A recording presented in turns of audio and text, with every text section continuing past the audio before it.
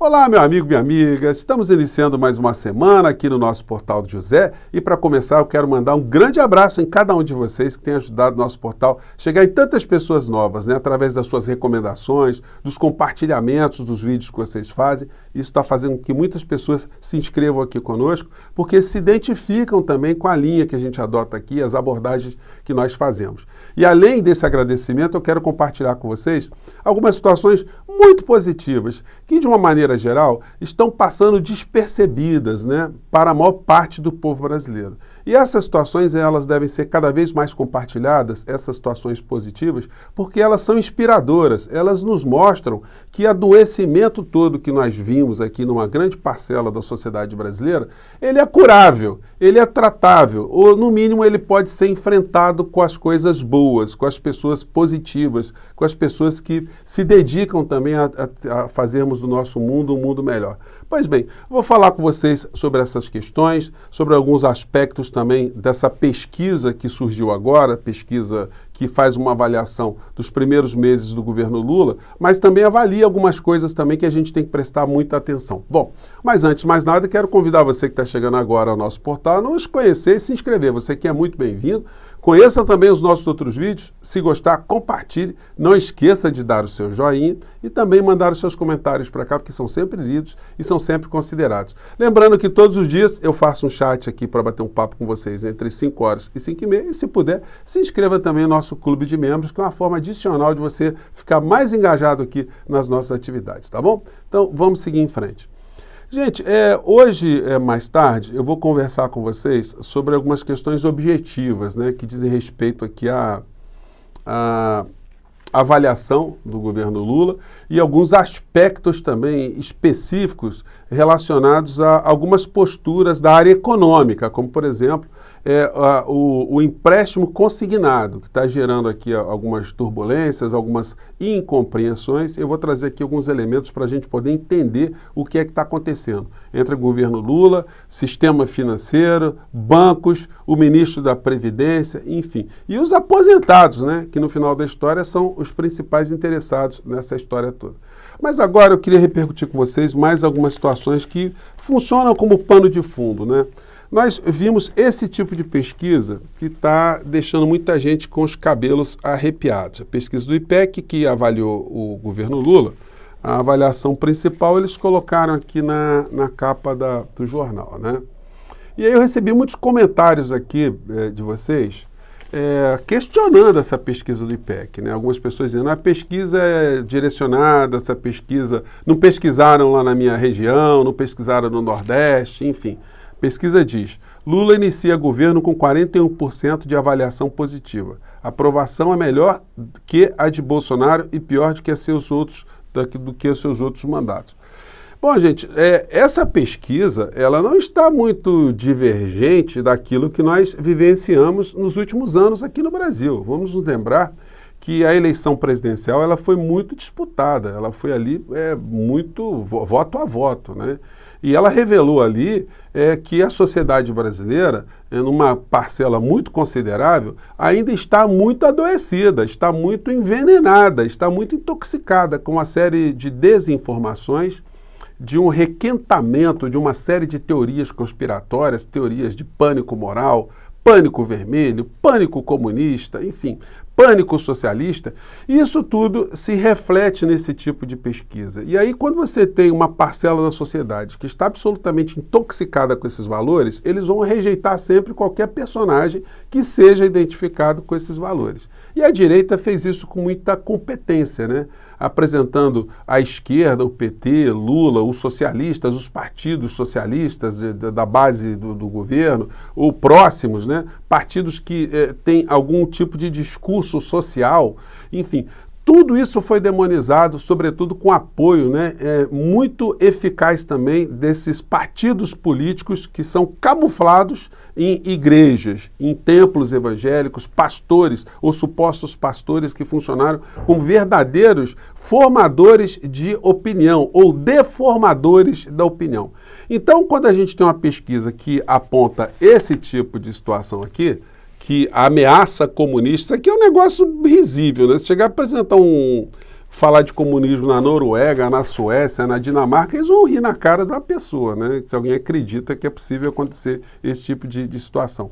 Mas aqui, isso tem fomentado sempre o discurso político extremista que acaba sempre distraindo uma parcela da sociedade que é explorada, que é aviltada, que é enganada, fazendo com que essas pessoas tenham medo de uma outra coisa fantasmagórica que eles chamam de comunismo.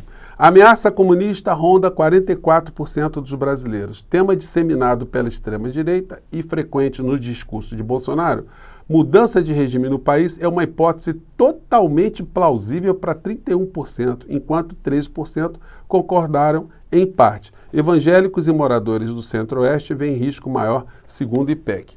Então, gente, nós estamos diante de uma pesquisa que confirma a fratura que nós vivenciamos de uma forma muito intensa aqui no Brasil, motivada. O grande caldo de cultura foi a grande desinformação que a gente venceu pelas redes sociais e a omissão consciente dos grandes veículos de comunicação que deixaram esse monstrengo ser gestado sem nenhum tipo de oposição. Quantas vezes eu critiquei aqui a omissão dos grandes telejornais, das lives que o Bolsonaro fazia, lives estarrecedoras, fazendo uma doutrinação para o mal, né? Um envenenamento permanente de muitas pessoas aqui no nosso país. Isso foi feito conscientemente.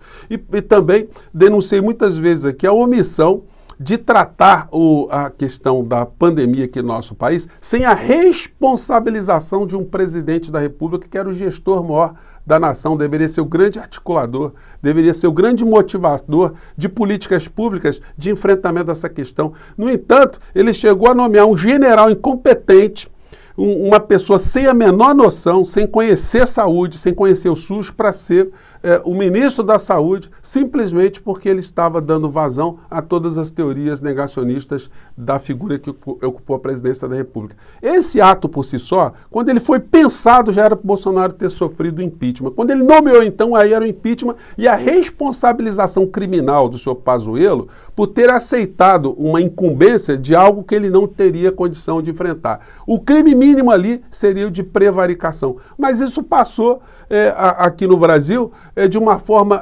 tratada superficialmente, sem uma abordagem crítica pelos grandes veículos de comunicação. Isso fez com que uma parcela da sociedade brasileira normalizasse essa figura caótica, né, cáustica, que ocupou a presidência do nosso país. Bom, mas no meio dessa história toda, nós tivemos uma parcela da sociedade, assim como eu e você, mais pessoas que se dedicaram ainda mais porque colocaram as suas próprias vidas em risco para ajudar a reverter um quadro, que ajudaram também com que o Brasil tivesse uma situação menos pior do que nós tivemos, por incrível que pareça. Não fossem pessoas como eu, você e outras tantas, a situação no Brasil teria ficado muito pior. Por isso que a gente tem que ficar muito satisfeito, né, de pelo menos durante um período ter jogado essa gente para o lixo da história e agora estarmos aqui vivos, pensando e agindo para que essas pessoas não voltem mais. Mas aí o governo Lula vai ter que fazer a sua parte, vai ter que ser muito competente. Porque só ter vontade não adianta, vai ter que ter ação. E vai ter que ter ação, sobretudo com o apoio da sociedade brasileira, essa sociedade ainda que não está que não foi contaminada, né? Gente, aí acontece o paradoxo. Na TV aberta, nós estamos vendo agora, como vimos também, mesmo durante o período da pandemia, sempre os horários nobres serem utilizados para uma alienação. Nenhum tipo de despertar de consciência crítica. Os telejornais trataram da pandemia aqui no nosso país, colocando ao final, né, uma tela preta com o número de mortos, lamentando o número de mortos, mas ninguém nunca responsabilizou a presidência da República, a falta de governo, um presidente atacando a ciência, um presidente fazendo aglomerações, fazendo discursos contra a vacinação, contra a máscara. Isso você sabe, meu amigo, minha amiga, porque você viu nas redes sociais. Você viu na TV a cabo, que tem uma audiência muito pequena, nos programas muito específicos. Você viu alguns veículos de comunicação, mas você não viu nos veículos de massa, que chegam a mais de 80% da população aqui do nosso país e formam opinião.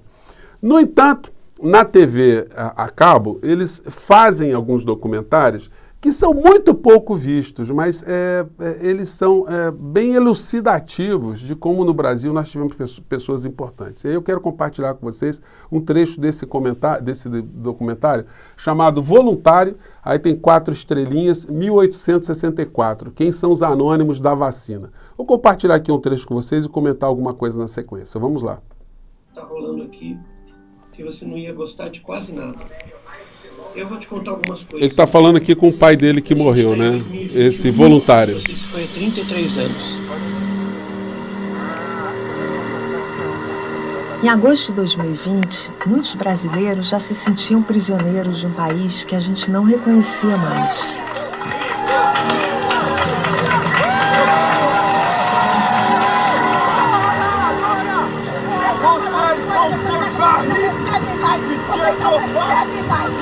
No dia 8 daquele mês, o Brasil ultrapassou a marca dos 100 mil mortos pela Covid, 5 meses depois da primeira morte ter sido registrada no país. Foi confirmado a primeira morte por Covid-19 no Brasil. O paciente de 62 anos que estava internado em São Paulo é a primeira vítima do novo coronavírus no Brasil. A primeira morte pelo novo coronavírus. Foi um caso de infecção comunitária. 4 mortes em São Paulo. Quando o país ultrapassou a marca de 5... Só um detalhe, gente, várias dessas pessoas que estão sendo mostradas aqui, elas são voluntárias nos experimentos para se descobrir vacinas para enfrentar a pandemia, o vírus Covid-19. Mil mortos pela Covid, no mês de abril, o presidente disse 2 palavrinhas que iam definir a política sanitária do seu governo. E daí? Mas, e daí? Lamento, quer que faça o quê? Eu sou Messias, mas não faço milagre. Seguiram-se muitas declarações. Não adianta fugir disso. Tem que deixar de ser um país de maricas. Chamou a doença de gripezinha. Depois da facada não vai ser uma gripezinha que vai me derrubar, não, tá ok? Disse que o vírus era que nem chuva. É a vida. Todos nós, ele morreu um dia. E deu uma resposta desaforada quando foi perguntado sobre as mortes. Não sou governo. Nós queremos prestar uma homenagem aí aos que se foram. Quando ultrapassamos 50 mil mortos, Bolsonaro resolveu oferecer um momento solene ao país durante a sua live semanal.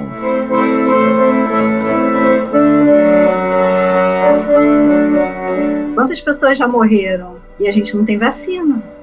E vai levar quanto tempo para ter uma vacina segura? Vai ser essa de Oxford? Não sei. Vai ser a Sinovac, essa da Pfizer, né, ou da Johnson, a gente não sabe qual vai ser. Essa é uma voluntária também, gente. Sei lá, tem que ter alguma.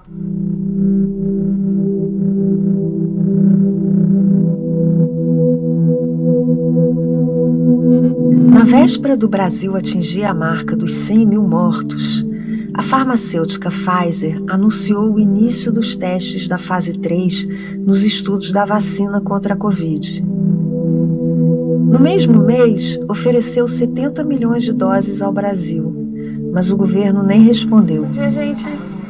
Se tinha um lugar onde brilhava algum lampejo de esperança, era justamente quando se falava em vacina. Hoje é o dia marcado para começar a participar como voluntário do projeto da vacina de Oxford. E agora? Eu devo ou não devo participar desse projeto?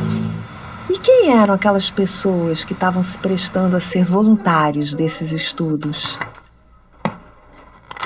E você não ficou assim, um pouco preocupado de estar entrando numa pesquisa de uma vacina ainda na fase 1, quando se sabe pouco sobre ela?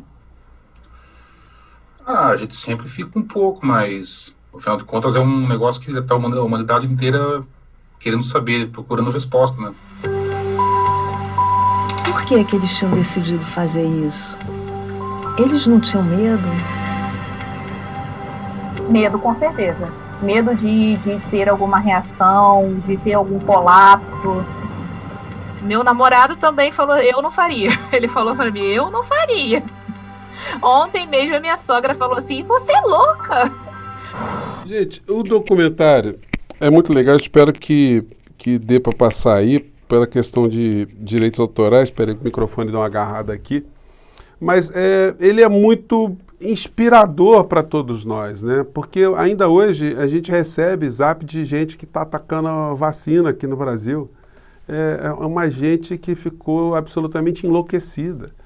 E essas pessoas nunca conseguiram ser despertadas, né, para o mal que estava sendo causado aqui no Brasil por essas criaturas que tinham sempre uma finalidade política no final da história, para protegerem as suas próprias peles e para também ajudarem com que a questão econômica aqui no nosso país nunca sofresse nenhum tipo de modificação. É isso que acabou sendo ocultado dos debates aqui no nosso país, né?